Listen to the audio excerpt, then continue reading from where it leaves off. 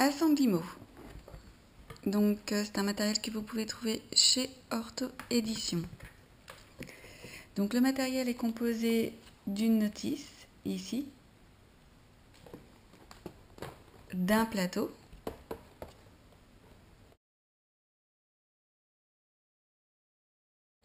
de 4 planches A4.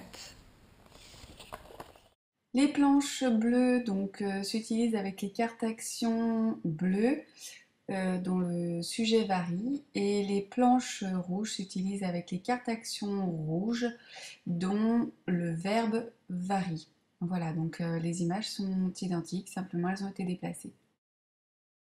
20 cartes actions bleues et rouges, donc 20 bleus, 20 rouges. Pour les bleus, donc le sujet varie. Vous pouvez voir ici, le maître dessine une souris, la maîtresse dessine une souris. Donc voici pour les cartes bleues. Le monsieur achète une glace. Le monsieur mange une glace. Le détail se trouve dans le couvercle. Donc ici, pour les cartes bleues, les variables sujet. Et pour les cartes rouges, les variables verbe.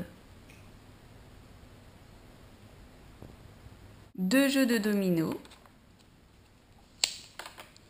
Donc, des dominos, le jeu de dominos numéro 1. Ici. Voilà. Donc, par exemple, voilà, c'est des associations en fait. Le pain avec la dame qui coupe le pain, etc. Pareil pour le jeu de dominos numéro 2. Ça fonctionne sous forme d'association. Voilà, par exemple. Hop. 30 cartes imagiées. Donc des images ici. Qui se joue avec 30 cartes mystères. Ici. Et qui se joue donc avec le plateau de jeu que je vous ai montré tout à l'heure.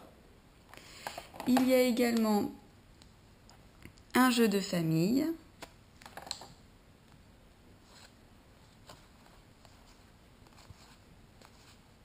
Voilà. 2 pions et un dé. Le jeu des paires. Donc moi j'ai choisi les assemblimo bleus, donc sujet. Vous les disposez en 2 tas, de manière à ce que vous ayez les correspondances dans chacun des tas. Vous les retournez. Chacun pioche une carte. L'enfant également pioche une carte. Voilà. L'orthophoniste donc va dire, voilà, la maîtresse dessine une souris. Tu vois, moi j'ai la maîtresse qui dessine une souris. Et l'enfant donc doit s'imprégner de la structure entendue pour produire à son tour une phrase équivalente. Cela évite en fait la répétition qui est souvent mal vécue par nos petits patients. Voilà, répète après moi, etc. C'est un petit peu laborieux. Voilà pour le jeu des paires. Vous avez également le jeu du disparu. Donc, vous présentez à l'enfant les 2 cartes. Tu vois, ici, la maîtresse dessine une souris. Ici, le monsieur dessine une souris. Hop, je cache. Qu'est-ce qui manquait ici? Ici, on a la maîtresse dessine une souris. Et là, et donc là, c'est à l'enfant de produire. Voilà pour le jeu du disparu. Le jeu du memory. Bon, bah là, je pense que c'est un petit peu connu de tout le monde. Donc, on dispose toutes les cartes. Chacun son tour, on retourne 2 cartes. On produit la phrase adéquate. La maîtresse dessine une souris. Le monsieur achète du pain. C'est pas pareil. Etc. Chacun son tour, on retourne 2 cartes en produisant la phrase adéquate et donc vous devez retrouver chacun les paires de cartes au préalable travaillées en séance. Voilà pour le jeu du Memory. Donc c'est un jeu intelligent parce qu'il y a plusieurs jeux avec le même support, ce qui permet de les reprendre de séance en séance afin d'obtenir vraiment une consolidation des structures orales sans effet de lassitude. Le jeu des similitudes et des différences. Donc vous mettez les deux cartes face à face, vous demandez à l'enfant en quoi elles sont identiques et ensuite en quoi elles sont différentes. Voilà, ce qui est pertinent ici, c'est la variable sujet ou la variable verbe en fonction de ce que vous aurez choisi au début. Moi, je suis toujours restée sur la variable sujet. Les différences correspondant à des détails graphiques, donc des détails au niveau du dessin, sont acceptées, mais vraiment, il faut orienter l'observation de l'enfant, vraiment vers le paramètre qui change. Donc, vous pouvez étayer toujours sur le même principe. Ici, c'est le maître qui dessine et là c'est pour essayer d'induire un petit peu la réponse. Voilà, de même avec les autres cartes, etc. Donc maintenant le jeu du cache. Donc on donne à chacun des joueurs une planche bleue ou rouge en fonction du critère qu'on aura choisi pour le travail de la séance.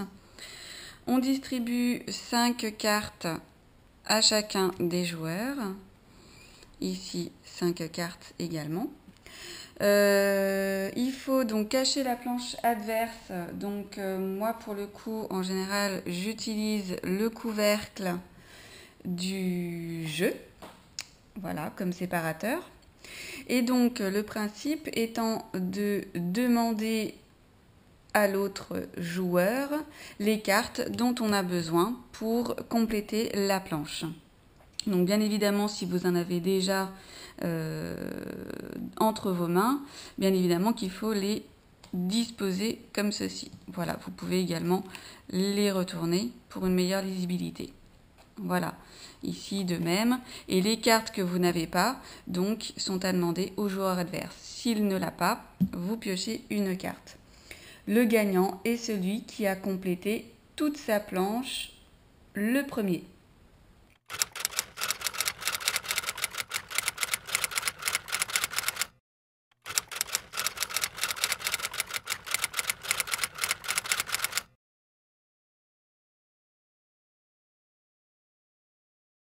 Jeu d'association.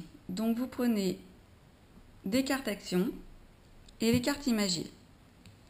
Donc les cartes actions, vous les retournez comme ceci.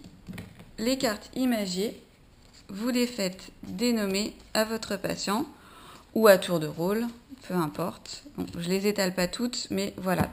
Premièrement, donc, dénommer toutes les cartes imagées à tour de rôle. Vous retournez une carte ici. Donc moi je le fais dans ce sens-là, mais ce sera évidemment dans le sens du patient. Et donc le patient devra chercher donc là où les cartes imagées qui correspondent à cette image. Donc en l'occurrence ici, le livre et l'étagère. Le patient pourra construire des phrases du type « Elle prend le livre qui est sur l'étagère ». Je prends un autre exemple, par exemple ici. « Elle coupe le pain ». Elle coupe le pain avec le couteau. Voilà. Ça permet d'avoir la possibilité de complexifier en fait le contenu syntaxique. Et donc, suivant l'objectif, vous prenez une série à la fois ou bien vous mélangez les cartes des deux séries, donc les cartes verbes ou les cartes noms. Donc, vous avez vu que plusieurs objets peuvent être associés aux mêmes cartes actions. Ça, c'est vraiment dans un souci d'enrichir le champ sémantique et de proposer à l'enfant un choix d'association vraiment pertinente. Voilà pour le jeu d'association.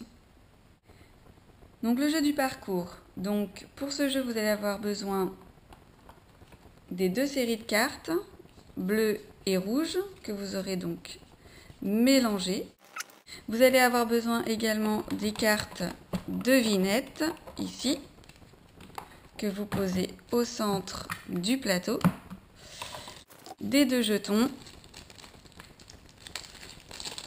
et du dé.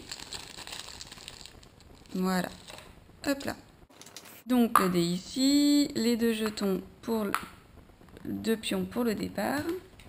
Vous mélangez bien les cartes et vous en disposez 12 et 12. Voilà. Donc le joueur lance le dé. 1, 2, 3. Dénomme ici la carte image, l'image, donc c'est le pain. Il cherche l'association ici dans les cartes actions. Donc vous voyez ici que donc, la dame achète du pain. Une fois qu'il a trouvé cette carte-là, oui, j'ai oublié pour la pioche, donc vous posez les cartes ici, ça sert de pioche. Une fois qu'il a trouvé cette carte-là, il la garde avec lui. Et on remplace tout de suite la carte trouvée par une carte de la pioche, afin d'en avoir toujours 12 devant soi. C'est à l'autre joueur de jouer. Donc admettons qu'il fasse, je ne sais pas, par exemple 1, 2, 3, 4, 5, qu'il tombe ici sur la fleur. Vous voyez qu'ici, il n'y a aucune carte, à part celle-ci, évidemment, qui correspond à la fleur. Donc voilà, il dénomme et il gagne la carte action. On la remplace tout de suite. Admettons qu'il tombe sur une case, par exemple, ici boîte. S'il n'y a aucune carte qui correspond, à ce moment-là, le joueur pioche ici une carte. Et si elle ne correspond toujours pas, il la remet dans le talon et c'est à l'autre joueur de jouer. Lorsque un des joueurs tombe sur la carte mystère, le joueur adverse pioche la carte mystère, la lie au joueur. C'est la vache qui le donne pour le boire et à ce moment-là, donc on dénomme, c'est le lait et le joueur va directement à la case concernée, ici le lait. Et on met la carte sous le talon. Voilà, le gagnant, c'est celui qui aura récolté donc le plus de cartes actions à l'arrivée. Voilà pour le jeu parcours. Le jeu des 5 familles, donc vous utilisez ici ce matériel-là. Donc vous les mélangez, évidemment. Moi je ne les mélange pas pour vous montrer un petit peu comment ça fonctionne. Vous distribuez donc à chacun 4 cartes et le reste constitue la pioche. Donc il faut demander à tour de rôle donc une carte en vue de constituer une famille.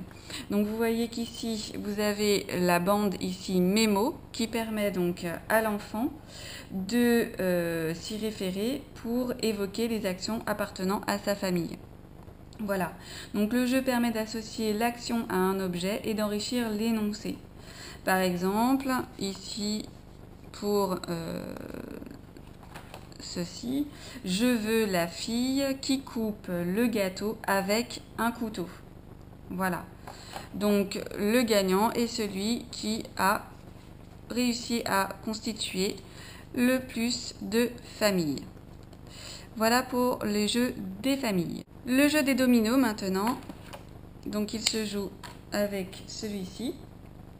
Donc c'est un jeu de dominos classique, hein, donc comme d'habitude. Donc il y a 2 jeux différents. Vous en prenez un au choix et puis tout le monde connaît un petit peu le jeu classique du domino. Le but étant donc d'associer une action à une carte image. Ce jeu vise donc à travailler les aspects structuraux de la langue, donc notamment l'élaboration de phrases simples suivant le principe de modélisation, comme vous l'avez pu voir au tout début, l'entraînement à l'usage d'un langage plus précis et mieux adapté au contexte, et l'identification de l'action donc dans la phrase. Le verbe est souvent moins prégnant que d'autres mots en lien direct avec un objet. Et donc il permet également de travailler la compréhension de phrases simples dans différents contextes. Voilà, donc comme je le disais tout à l'heure, c'est un matériel qui est intelligent parce qu'avec un même support, il propose donc plusieurs jeux et donc ça évite vraiment aux patients de se lasser. Moi, je rajouterai une petite note. En fait, je l'utilise également avec des patients aphasiques pour vraiment travailler cette alternance au niveau des morphèmes. Voilà, donc bien montrer qu'avec une même structure, on peut changer soit le sujet, soit le verbe, sans changer forcément toute la phrase.